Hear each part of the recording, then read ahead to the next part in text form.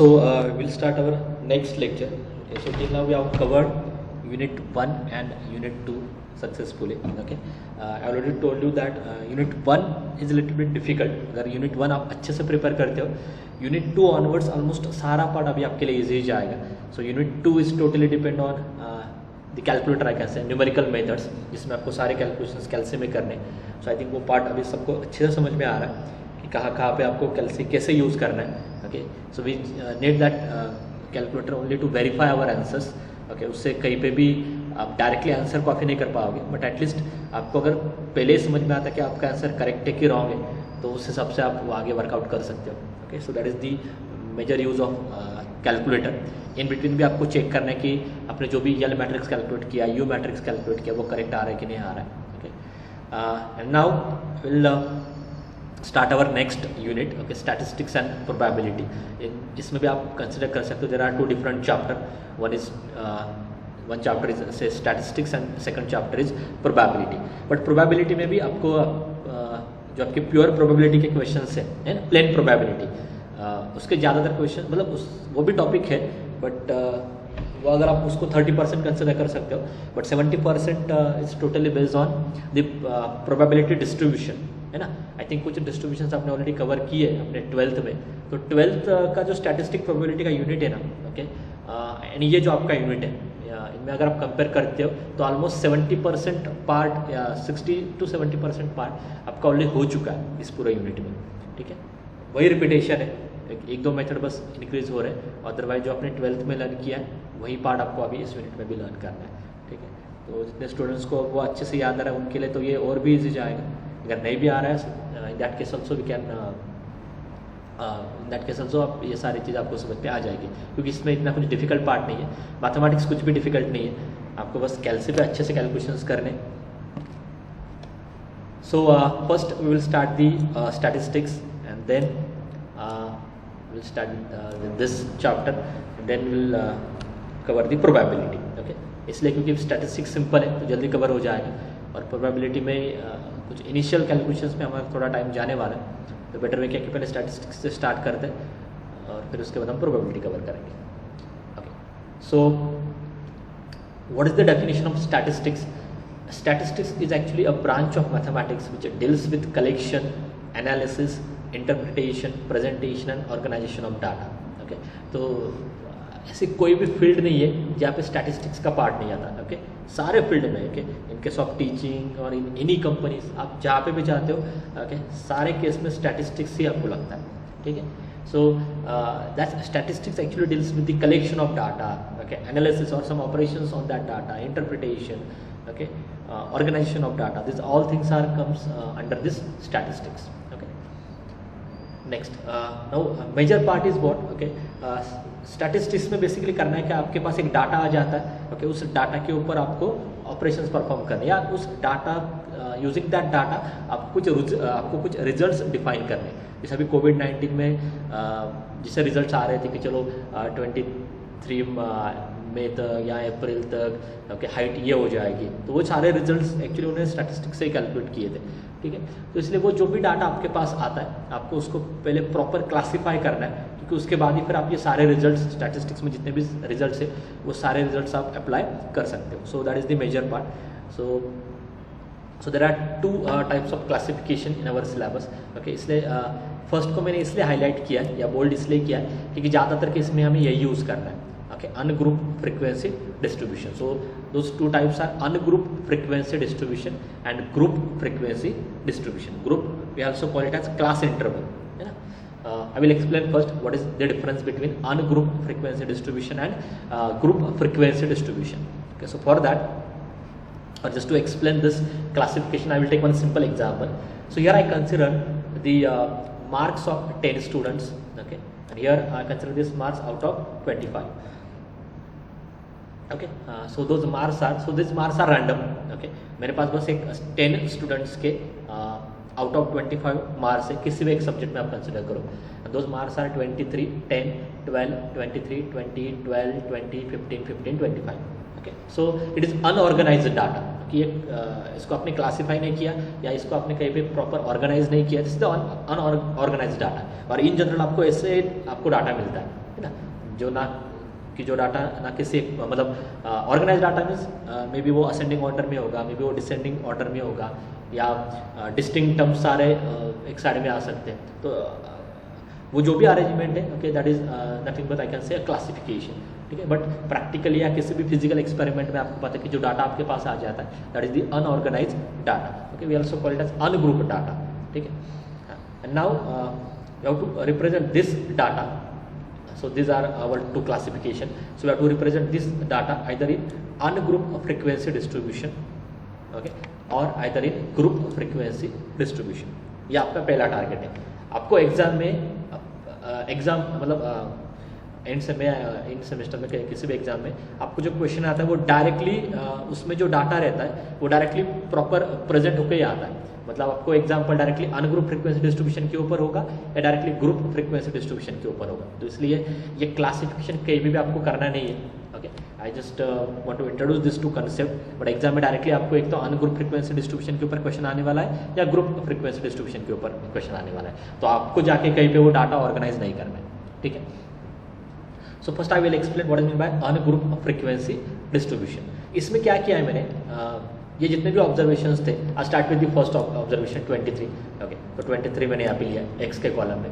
फिर मैंने ये देखा कि 23 कितने बार रिपीट हो रहा है, तो यहाँ पे भी एक 23 है, यहाँ पे भी एक है, और कहीं पे भी आप चेक करोगे। So the frequency of 23 is 2, correct. Then I will go for the next value 10, ठीक है।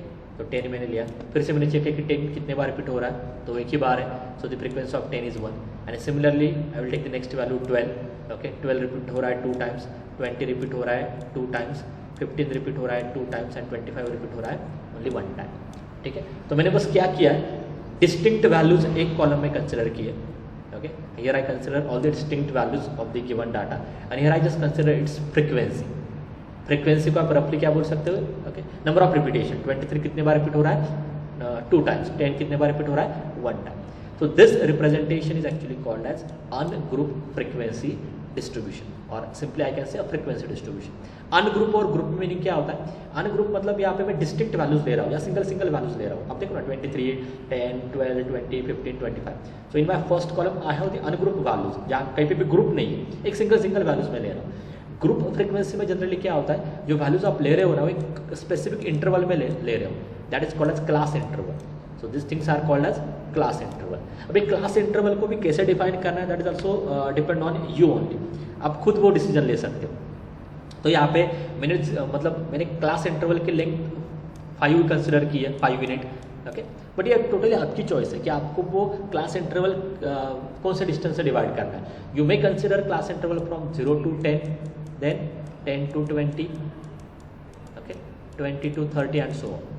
तो क्लास इंटरवल का जो सिलेक्शन है वो टोटली आपका सिलेक्शन है, आपको देखना है कि कौन सा कैलकुलेशन के लिए कौन सा ज़्यादा आगे यूजफुल होगा। बट जनरली आप क्या करते हो, मतलब जनरली ये ग्रुप फ्रीक्वेंसी डिस्ट्रीब्यूशन का जो पार्ट आता है ना, वो लार्ज स्केल में अगर आपके पास डाटा आ रहा है, फॉर एग्जाम्पल आपके पास 1 लाख एक्सपेरिमेंटल वैल्यूज है ना, तो उस केस में अगर आप ऐसे अनग्रुप फ्रीक्वेंसी से जाओगे ना, तो उसमें आपकी टेबल की लेंथ 1 लाख आ जाएगी, और 1 लाख ऑब्जर्वेशन पे 1 by 1 वर्कआउट करना डिफिकल्ट होगा। इसलिए आप उस केस में आप क्या कर सकते हो, ग्रुप फ्रीक्वेंसी डिस्ट्रीब्यूशन का यूज़ कर सकते हो, जिसमें क्या होगा, उस 1 लाख जो आपके एक्सपेरिमेंटल वैल्यूज थे उनको आप क्या कर सकते हो, hardly 10 to 11 number of observations में रिड्यूस कर सकते हो, या क्लास इंटरवल में रिड्यूस कर सकते हो। उसमें चाहो तो आप लेंथ कंसिडर कर सकते हो 0 to 500, 500 to 1000 and so on, ठीक है। तो जनरली जिसमें लार्ज स्केल में अगर आपके पास डाटा आ जाता है, उस केस में जनरली हम ग्रुप फ्रीक्वेंसी डिस्ट्रीब्यूशन प्रेफर करते हैं, अदरवाइज हमें अनग्रुप फ्रीक्वेंसी डिस्ट्रीब्यूशन के ऊपर ही वर्कआउट करना है, ओके। तब ये तो आपको समझ में आ गया कि ये कैसे मैंने लिखा है। Now about group frequency distribution, यहाँ पे भी 0 to 5 इंटरवल में, ओके, 0 to या फर्स्ट इंटरवल आप बोलो, इसमें मैं 0 कंसिडर करने वाला हूँ, but I am not considering 5, okay. ये आपने उस टाइम पे भी लर्न किया होगा, okay. So for this first interval 0 to 5 interval I am considering 0, okay. मैं 0 कंसिडर कर रहा हूँ, बट मैं 5 कंसिडर नहीं करने वाला। तो आप चेक करो, लेस देन 5 कितने ऑब्जर्वेशन है, 9 observation, so your frequency is 0। Next interval में आप 5 कंसिडर करो, okay, but we are not suppose to consider 10 को आपको कंसिडर नहीं करना है, यहाँ पे 5 को आपको कंसिडर नहीं करना है। सो 5 to 10 में एक्सेप्ट 10, कितने ऑब्जर्वेशन है? कोई नहीं है, क्योंकि 10 है वहाँ पे। बट आपको मैंने क्या बोला कि इस इंटरवल में हमेशा आपको जो एंड पॉइंट होता है, लास्ट पॉइंट, उसको कंसिडर नहीं करना है। तो 10 आपके पास है बट कंसिडर नहीं करना है, ओके, तो 0। नाउ नेक्स्ट, इसमें 10 कंसिडर करना है बट आपको 15 कंसिडर नहीं करना है। सो 10 to 15 एक्सेप्ट 15, तो आपको ये दोनों भी चीज़ें कंसिडर नहीं करनी है। तो आई थिंक कितने 12 है, ओके, 10 इटसेल्फ है और 12 है। So total there are 3 observations. Next is 15 to 20 में आपको 15 कंसिडर करना है, 20 कंसिडर नहीं करना है, ठीक है। तो इसमें कितने आ रहे हैं आप नंबर चेक करो। In between this range there are 2 numbers, last is from 20 to 25। इस रेंज में आपको 20 भी कंसिडर करना है, 25 भी कंसिडर करना है। So this is the limitation for group frequency distribution. इसमें आप सिंपली इसको कैसे याद रख सकते हो, इसमें आप देखो except this last class interval, तो except this last class interval आपको कहीं पे भी एंड पॉइंट कंसिडर नहीं करना है। लास्ट ही ऐसे इंटरवल में जिसमें एंड पॉइंट आपको कंसिडर करना है, ठीक है। So this is the I can से condition for this group frequency distribution. तो इसमें 20 तो आने ही वाला था, 25 भी आ जाता तो वो भी आपको कंसिडर करना है। So that frequency is fine. So I hope this arrangement is clear to everyone. ये बस एक अरेंजमेंट है, मतलब ये आपका गिवन एग्जांपल था, ओके। इसको मैंने ग्रुप फ्रीक्वेंसी डिस्ट्रीब्यूशन में एक्सप्रेस किया एंड अनग्रुप फ्रीक्वेंसी डिस्ट्रीब्यूशन में एक्सप्रेस किया, ओके। ये भी आपकी चॉइस थी, आप इस इंटरवल को 0 to 10 भी ले सकते हो, 0 to 10, 10 to 20, 20 to 30 हो गया, ओके। 0 to 10, 10 to 20, 20 to 30। तो ये रिप्रेजेंटेशन आपके हाथ में, यहाँ पे भी 10 को कंसिडर नहीं करना है, 20 को नहीं करना है, यहाँ पे सारे कंसिडर करने हैं। तो आप देखो 0 to 10 में कितने आ रहे हैं, 10 to 20 में कितने आ रहे हैं, 20 to 30 में कितने आ रहे हैं। That is the group frequency distribution, okay. हाँ, so I hope this part is clear to everyone, okay. कि क्या होता है, आपको पहले क्वेश्चन अच्छे से समझ में आना चाहिए। तो आपको एग्जाम में क्वेश्चन एक तो इस फॉर्म में आने वाला है लाइक दिस, या एक तो इस फॉर्म में आने वाला है। बट आपको मैंने पहले ही क्लियर किया कि ये जनरली लार्ज स्केल के ऊपर आता है, इसलिए ये जो ग्रुप फ्रीक्वेंसी डिस्ट्रीब्यूशन है, ओके, इस पे आपको अभी तक तो कभी इस मेथड के ऊपर क्वेश्चन नहीं आ रहे, तो आप चाहो तो इसको डायरेक्टली स्किप भी कर सकते हो। आपको सारे एग्जाम्पल इस फॉर्म के ऊपर आने वाले हैं, अनग्रुप फ्रीक्वेंसी डिस्ट्रीब्यूशन, क्योंकि यहाँ पे आप मैन्युअली कैलकुलेशन करने वाले। मैन्युअली अगर आपको कैलकुलेशन करने तो उसमें आपको पता है कि you want the minimum number of observations और द एक्सपेरिमेंटल वैल्यूज। जितने ज़्यादा वैल्यूज रहेंगे उतना फिर कैलकुलेशन आपका इंक्रीज होगा, वो चीज़ें मैन्युअली कैलकुलेट करना पॉसिबल है ही नहीं। इसलिए ज़्यादातर क्वेश्चंस आपको इस डाटा के ऊपर आते हैं, अनग्रुप फ्रीक्वेंसी डिस्ट्रीब्यूशन के ऊपर आते हैं। तो ये अरेंजमेंट डायरेक्टली एग्जाम्पल में मेंशन होगी, आपको उसके आगे कैलकुलेशन करना है, ठीक है। So I this part is clear to everyone. Now next part is जो फ्रीक्वेंसी की एडिशन है, okay. So if you add this frequencies, okay, यहाँ पे आपको काउंट मिलता है 10, and that summation of fi, addition of all those frequencies actually denoted by capital N। So now onwards this capital N, what is mean by capital N? Capital N का meaning क्या होता है? Summation of frequencies और addition of frequency. That is nothing but, ये 10 यहाँ पे जो count आ रहा है, this is nothing but the number of observations. तो समेशन ऑफ fi, फ्रीक्वेंसी की जो भी आप एडिशन करते हो ना, okay, that is nothing but number of observations. आप चेक करो ना, यहाँ पे कितने ऑब्जर्वेशंस थे? 1 2 3 4 5 6 7 8 9 10, ओके। फ्रीक्वेंसी की भी एडिशन क्या आ रही है? 10। So in general summation of f, okay, actually gives you the number of observations. आप यहाँ पे भी चेक करो, यहाँ पे भी f की एडिशन करो, आपको काउंट मिलता है 10, which is denoted by capital N। So this is your number of observations. ये n मुझे आगे के फॉर्मूलेज में चाहिए, या इसको समेशन ऑफ fi के फॉर्म में भी याद रखो, तो ये रिजल्ट मुझे आगे चाहिए, okay. So this is all about the classification of given data in terms of group frequency distribution and ungrouped frequency distribution. We have to focus more on ungrouped frequency distribution. वो जो class interval के questions थे वो generally आपको नहीं आते. Okay. Now next part. So this is the first parameter, okay, that we need this statistics, that is the central tendency. ठीक है. So first I will explain what is meant by central tendency. The measure of central tendency is a typical value, ठीक है, around which other figures aggregate.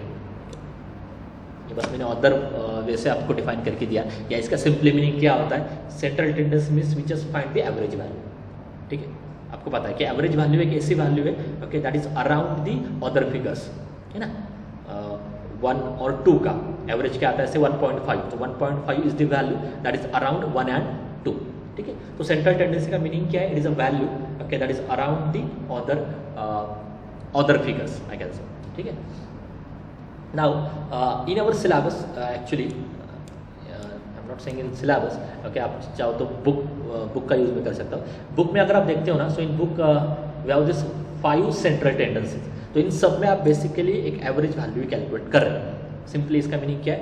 We have to just find the average of the given values. But average calculate करने के लिए ये सारे method है, ये आपने लर्न किया है, इसलिए मैं कुछ रिपीट नहीं करने वाला हूँ।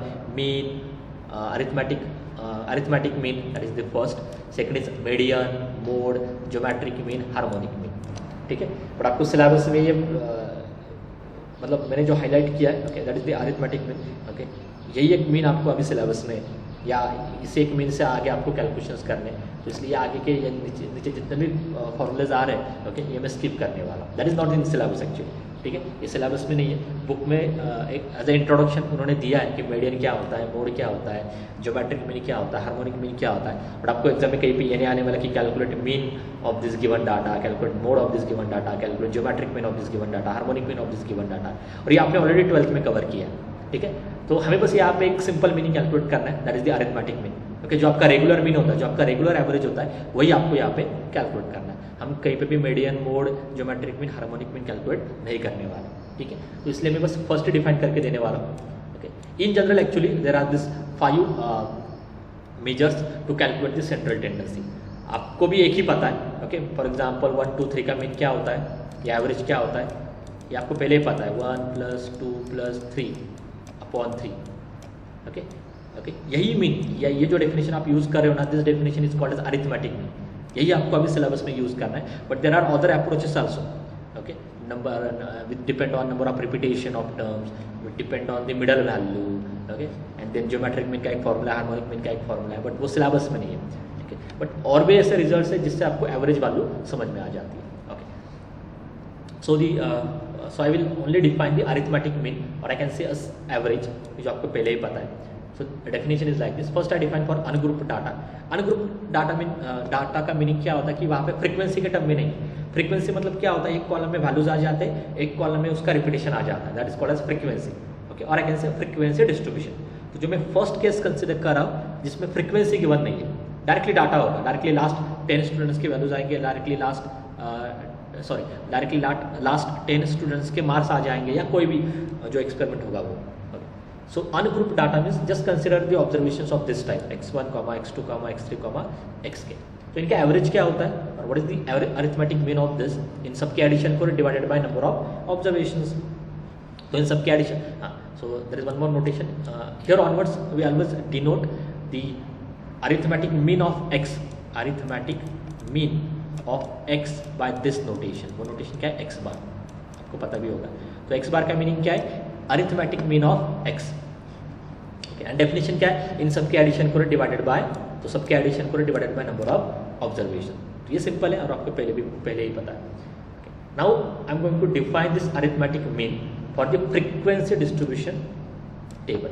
मतलब अभी आपके पास इस फॉर्म में डाटा आ रहा है, प्रीवियसली बस ये ऑब्जर्वेशंस थे x1, x2, xn, अभी आपके पास ऑब्जर्वेशंस भी है और उनके साथ साथ फ्रीक्वेंसी भी है। So for this case what is your mean, इस केस में मीन क्या होता है, so your mean x bar is equal to summation of, आपको करना है क्या है, x1 इंटू f1 का प्रोडक्ट फिर ऐड करना है ओके, x2 इंटू f2 का प्रोडक्ट फिर ऐड करना है, and so on xn into fn का product. So that is on numerator you have to consider summation of fi xi। So f1 x1 plus f2 x2 and so on up to fn xn, that is there in numerator and divided by, आपको divide नीचे क्या चाहिए, number of observations. Number of observations क्या आ रहे हैं यहाँ पे, summation of this fi, that is the summation of fi।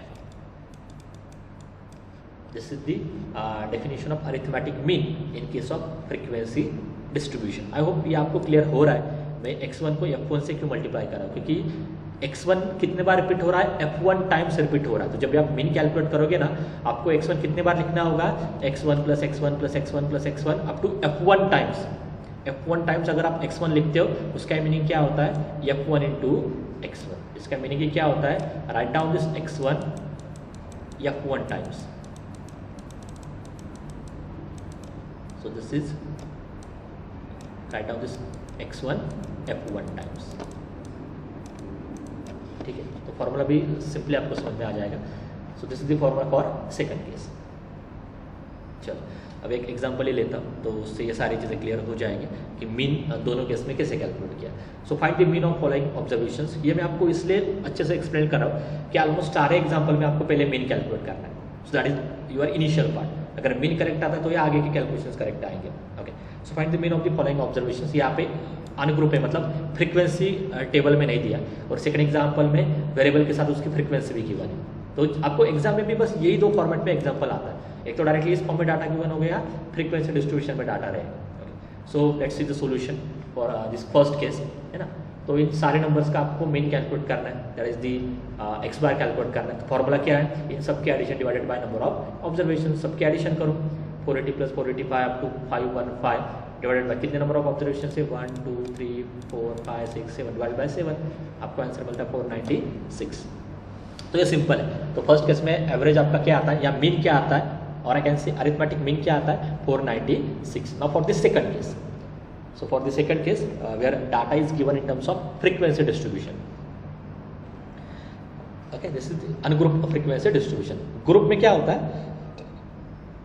x की जगह पे इंटरवल्स आने वाले हैं। तो उस केस में भी हमें डिस्कस करना है कि ग्रुप के टाइम पे आपको मीन कैसे कैलकुलेट करना है। So will take that part later on. तो इस केस में आपके पास फॉर्मूला क्या है, आपको करना क्या है, 32 × 4 plus 33 × 10 plus 34 × 13, 35 × 8 plus 36 × 5, that is nothing but summation of fi xi। Okay, so summation of fi xi का मीनिंग क्या है, 32 इन दोनों का प्रोडक्ट प्लस इन दोनों का प्रोडक्ट प्लस इन दोनों का प्रोडक्ट प्लस इन दोनों का प्रोडक्ट प्लस इन दोनों का प्रोडक्ट डिवाइडेड बाय f के एडिशन, वो क्या है 4 + 10 + 13 + 8 + 5, that number is 34। So the average of arithmetic mean for the second case is 34 and arithmetic mean for this first case is 496। okay, so this is the first part।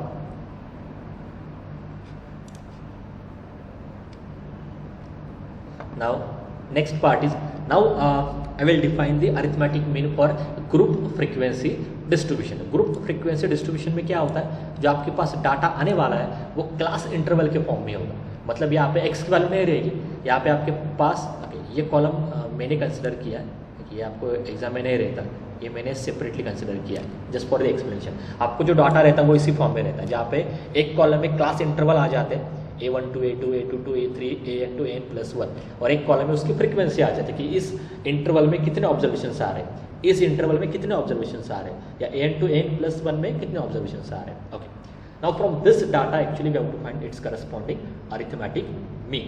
तो formula क्या है, अब ये formula शायद आपको याद रखना होगा। So formula is like this. Okay, just focus on this first two columns. ये मैंने कैलकुलेट करके रखा है, अभी के लिए वो एक्सप्लेन नहीं कर रहा हूँ। Okay, so for this case your arithmetic mean that is x bar is equal to, formula क्या है, कैपिटल ए। अभी मुझे ये एक्सप्लेन करना है कि कैपिटल ए क्या होता है, so I will explain later on. Capital A plus H क्या होता है, length of your interval A1 to A2, मतलब फॉर एग्जांपल से 0 to 10, तो इसमें इंटरवल की लेंथ क्या आ रही है 10 units. Okay, so that is your H. So H A plus H on numerator, so H से आपको किससे मल्टीप्लाई करना है, multiply by term where in numerator you will have summation of fi ui। Again this ui is not known to you, ui मुझे define करना है। So in numerator you will have the summation of fi ui upon summation of fi। Okay, तो अभी इसमें कौन कौन से terms आपको नहीं पता है, कैपिटल सॉरी पहले let's start with H. H क्या होता है, लेंथ ऑफ द इंटरवल, तो A2 - A1 करो, that is your H. Next मुझे क्या चाहिए, ए क्या आने वाला है, ए कैसे आपको कैलकुलेट करना है। ए कैलकुलेट करने के लिए मुझे पहले एक्सआई कॉलम कैलकुलेट करना होगा, तो दैट इसलिए मैंने ये कॉलम यहाँ पे लिया था। ओके, ए कैसे कैलकुलेट किया है मैंने, आप पहले क्या करो, एक्सआई कॉलम कैलकुलेट करो। एक्सआई का मीनिंग क्या होता है, ये जो इंटरवल है ना, इस इंटरवल का मिडल पॉइंट कैलकुलेट करो, और आई कैन से middle value of this interval. वो कैसे करोगे, एंड पॉइंट के एडिशन डिवाइडेड बाय 2। सिंपली मुझे 10 to 15 में या 10 to 20 में, 10 to 20 इंटरवल में मुझे मिडल पॉइंट चाहिए, तो आप कैसे कैलकुलेट करोगे, आपको पहले पता है वो क्या आने वाला है, 15 ही आने वाला है, बट आप कैलकुलेट कैसे करोगे, 10 + 20 डिवाइडेड बाय 10 + 20 डिवाइडेड बाय 2, है ना, 10 + 20 divided by 2 that gives you 15, तो वही मैंने इसलिए लिया। तो इन सब का मीनिंग क्या है, इन सब का मीनिंग क्या है, the middle value of this given interval. Okay, फिर ये कॉलम कैलकुलेट करने के बाद इस कॉलम में ओके एक मिडल पे जो भी नंबर आता है, अभी मिडल पे मतलब कभी कभी क्या होगा कि फॉर एग्जांपल मैं सपोज एक्सआई मैंने कैलकुलेट किया, ऐसा कुछ तो आ रहा है, ये टेंटेटिवली लेना है, इससे कुछ कैलकुलेशन में इफेक्ट नहीं होगा। Suppose this is your XI, मैंने रिजल्ट किया जाए मिडल वैल्यू ऑफ एक्सआई, तो यहाँ पे मिडल वैल्यू मुझे क्लियरली दिखाई दे रही है 30, ठीक है। बट अगर मैं एक और नंबर ऐड करता हूँ से 60, उस केस में मिडल वैल्यू के लिए मेरे पास क्या है, आई कैन टेक 40 ऑल्सो और आई कैन टेक 30 ऑल्सो। तो उस केस में आप रैंडमली एक तो 30 से स्टार्ट करो या 40 से स्टार्ट करो, तो ये इससे इतना कुछ मैटर नहीं होता। आपको बस करना क्या है, ये जो आपके एक्सआई के वैल्यूज है उनमें कहीं भी एक मिडल की वैल्यू आप सिलेक्ट करो, मिडल पे होना चाहिए। ओके, मिडल के लिए कभी कभी आपको एक्जैक्टली मिडल वैल्यू समझ में आती है, अगर एक्जैक्टली नहीं समझ में आ रही है तो 30 और 40 में से कोई भी एक वैल्यू आप सिलेक्ट करो। इतना भी नहीं, आप 10 भी लेते हो ना, फर्स्ट वैल्यू भी लेते हो ना, तो भी वो करेक्ट ही आंसर देता है। तो दिस ए एक्चुअली क्या है, एज्यूम मीन होता है, या आप खुद वैल्यू सिलेक्ट कर रहे हो, तो इसलिए आप ए कुछ भी ले सकते हो। बट कुछ भी डिफाइन करने से अच्छा है आप क्या करो, generally you have to consider A as the middle value of x i, but वो आप उस रेंज में से कोई भी वैल्यू आप उसको सिलेक्ट कर सकते हो। आई will explain immediately after this. Okay, अभी मुझे बस डिफाइन करना है कि यूआई क्या होता है। तो यूआई कैसे कैलकुलेट करना है, ओके यहाँ पे आपको फर्स्ट x1 मिल जाएगा, तो x1 माइनस ए जो आपने अभी कैलकुलेट किया था अपॉन h, यहाँ से आपको u1 मिल जाएगा। तो यहाँ पे एक और कॉलम आने वाला है ui का, दैट इज यूर u1। तो ऐसे सेकंड केस में क्या होगा, दिस इज योर x2, यहाँ से u2 कैलकुलेट करो, वो क्या आएगा x2 minus A upon h and so on, ठीक है। और फिर उसके बाद f और u, f कॉलम और u कॉलम, ओके इन दोनों का प्रोडक्ट एंड एडिशन है ना, f1 u1 f2 u2 f3 u3 and so on, okay that is your numerator and divided by total number of observations. Okay, अभी भी इतना clear नहीं हो रहा है शायद। Okay, I will take one example and then will stop. Okay, so question is like this, find the marks obtained in paper of mathematics are given in the following table, find the arithmetic mean of the distribution। तो यहाँ पे data जो मेरे पास आ रहा है वो इस form में, मार्क्स ऑफ 10 0 to 10 रेंज में there are 8 students, 10 to 20 range में there are 20 students, 20 to 30 range में there are 14 students and so on, 90 to 100 range में देर आर 2 स्टूडेंट्स। तो ये मेरे पास डाटा है। तो आप देखो यहाँ पे जो फर्स्ट कॉलम आ रहा है वो इंटरवल के फॉर्म में, therefore this is the example on group frequency distribution. I hope this part is clear to everyone. Since we have given the interval, therefore this is the example on a group frequency distribution. तो अभी यहाँ पे मुझे mean calculate करना है, okay. तो let's see the solution. पहले जो क्वेश्चन गिवन था वही क्वेश्चन मैंने एक टेबल में कंसिडर किया। अभी आपको क्वेश्चन क्या आ रहा है कि ये सारे कॉलम्स मैंने क्यों ऐड किए, ठीक है। तो अभी इमीडिएटली आप इतना याद रखो कि आपके पास बस यही दो वैल्यूज थे, आपके पास इंटरवल गिवन है और आपके पास उसकी फ्रीक्वेंसी गिवन है, ओके। ये कॉलम्स कैसे ऐड करने, ओके वो डिसीजन आपको फॉर्मूले से लेना है, ठीक है। तो आपका फॉर्मूला क्या है, अभी मैं पहले एक्सप्लेन करता हूँ कि ये सारे वैल्यूज कॉलम्स मैंने क्यों ऐड किए।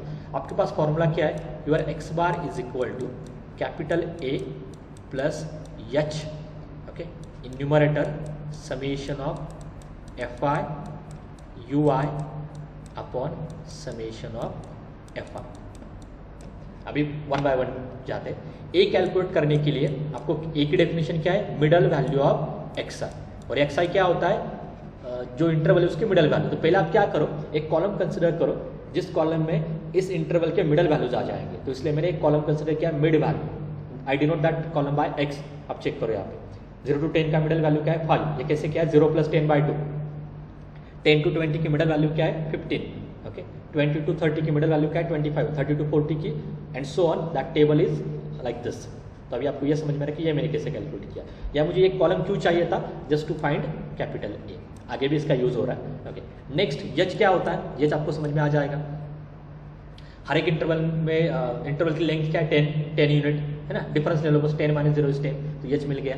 अभी मुझे चाहिए यहाँ पे UI, तो U की डेफिनेशन क्या है, जो X होता है X - A करो अपॉन H, तो इसलिए मैंने एक और कॉलम कंसिडर किया दैट इज U।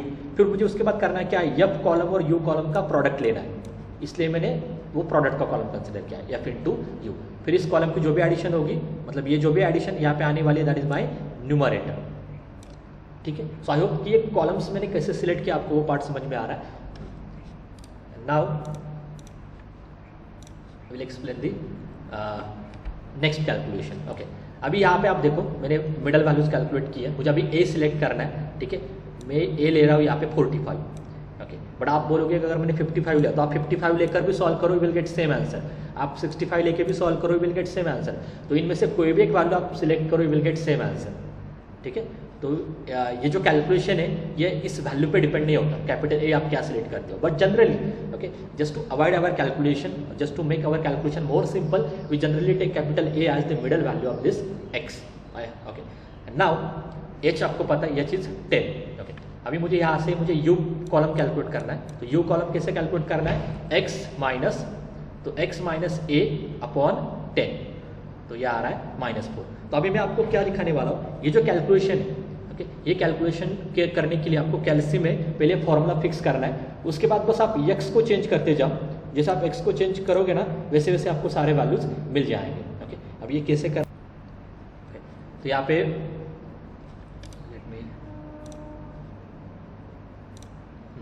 तो ये कैलकुलेशन कैसे मैंने किया है यू कॉलम का, वो आपको मैं डायरेक्टली कैल्सी पे एक बार दिखाता हूँ, क्योंकि ऑलरेडी मैंने एक्सप्लेन किया है, बट अगर एक और बार ये क्लियर हो जाता है। Just give me 1 minute.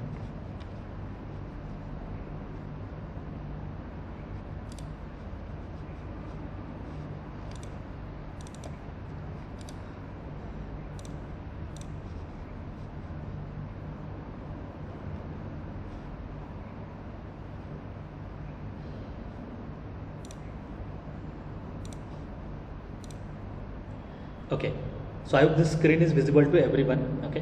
मुझे आपको क्या शो करना है, ये जो कैलकुलेशन यहाँ पे आ रहा था, ओके, -4 का फॉर एग्जांपल, ओके। जो आपको कैल्सी में कैसे करना है, ऑलरेडी आपको एक पार्ट मैंने एक्सप्लेन किया था। तो आप पहले क्या करो, x माइनस ए अपॉन एच का फॉर्मूला आप पहले सेट करो। ए आपको पता है, ए आपकी वैल्यू क्या है, ए की वैल्यू क्या है 45, एच की वैल्यू क्या है 10। तो पहले ये फॉर्मूला आप सेट करो कैल्सी में, ओके। तो वो कैसे करना है, a by b button, correct, and then in numerator you have to consider x, तो x के लिए आपको अल्फा, दिस ओपन ब्रैकेट है ना, दिस ओपन ब्रैकेट, तो x देन माइनस, हाँ, a की वैल्यू क्या है 45, ओके, एंड देन नीचे आपको क्या चाहिए, h विच इज 10। तो जैसे वो कैलकुलेशन था वैसे आपने यहाँ पे टाइप किया। Now just press this Calc button, so if I press Calc, okay, you will ask for x question mark. तो यहाँ पे जो पहले स्क्रीन पे वैल्यू आ रही है वो आपकी प्रीवियस वैल्यू है। आपको यहाँ पे कौन सी वैल्यू पुट करनी है, यहाँ पे मुझे पुट करना है x इज इक्वल टू 5, तो जस्ट पुट 5 एंड इक्वल, आपको आंसर क्या दे रहा है वो -4, तो यहाँ पे -4 नोट करो। नेक्स्ट -3 कैसे आ रहा है, मुझे x क्या पुट करना है 15, फिर से इक्वल प्रेस करो, and now next value is 15, you will get -3, ठीक है, -3, ओके। नेक्स्ट वैल्यू इज 25, फिर से इक्वल प्रेस करो, 25 equal, that value is -2, okay. Next is 35, फिर से इक्वल प्रेस करो, x is equal to 35 equal, that value is -1, and so on, ठीक है। तो ये टेबल आपको इस ऐसे फॉर्मूला फिक्स करके करना है, तो जल्दी जल्दी हो जाएगा, ठीक है। एंड नाउ यहाँ पे इन दोनों का प्रोडक्ट है, यहाँ पे भी आप चाहो तो फॉर्मूला फिक्स कर सकते हो x इंटू वाई करके, या ये भी कैसे, मतलब या मैनुअली भी हो जाएगा, इतना डिफिकल्ट भी नहीं है। आप चाहो तो मैनुअली करो, या अगर आपको फॉर्मूला इसके लिए भी फिक्स करना तो आप कर सकते हो। मुझे क्या चाहिए, f और u का प्रोडक्ट, ओके, दिखाता हूँ मैं बस जस्ट फॉर, ओके। तो मुझे 2 वेरिएबल चाहिए, so I will press alpha x then multiply by alpha y, है ना, x into Y, then I press calc. First question is x question mark, तो x की वैल्यू क्या है 8, ये है ही सिंपल वैसे 8, then he ask for y, sorry यहाँ पे, हाँ, x की वैल्यू क्या है 8 और y की वैल्यू क्या है -4, y equal to -4, so that answer is -32, अब देखो -32। फिर से फॉर्मूला फिर से पुट करने की जरूरत नहीं, जस्ट प्रेस इक्वल, अगेन ही कैलकुलेटर आस्क फॉर x, तो नेक्स्ट वैल्यू क्या है x की वैल्यू, x मतलब ये फर्स्ट कॉलम 20 एंड -3, ओके, तो x is 20 and then -3, okay, you will get your next value which is -60 and so on। ऐसे ये टेबल कंप्लीट करो। फिर उसके बाद जो एफ कॉलम है, ओके, उस कॉलम के एडिशन आप कंसिडर करो, that is 133, that is your summation of F, और I can say total number of observations. जो एफ इंटू यू कॉलम था, इन सब के एडिशन करो, that is summation of F U which is -25, okay. हाँ, तो अभी नेक्स्ट कॉलम में देखो, आपके पास ये फॉर्मूला था विच इज इक्वल टू ए की वैल्यू क्या है 45, एच आपका क्या था 10, समेशन ऑफ एफ यू अभी कैलकुलेट किया था लास्ट कॉलम के एडिशन विच इज -25, और summation of f i, okay, that addition is 133, कैल्सियम में सॉल्व करो, योर आंसर इज 43.12।